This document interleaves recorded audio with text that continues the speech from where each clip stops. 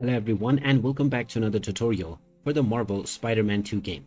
In this video, I'm going to show you how you can enable burst web shooter firing mode on the Marvel Spider-Man 2 game. So let's get started right away. First of all, open up the game within your device and you may continue playing from wherever you last left off.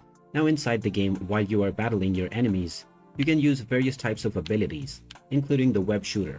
Now, if you would like to enable burst firing mode, then simply pause your game and then go into settings. From the settings page, go into accessibility and now just scroll down until you see the web shooter burst option. Simply toggle this option to on and now you can go back to save your changes. After this, you can fire your web shooter in burst mode.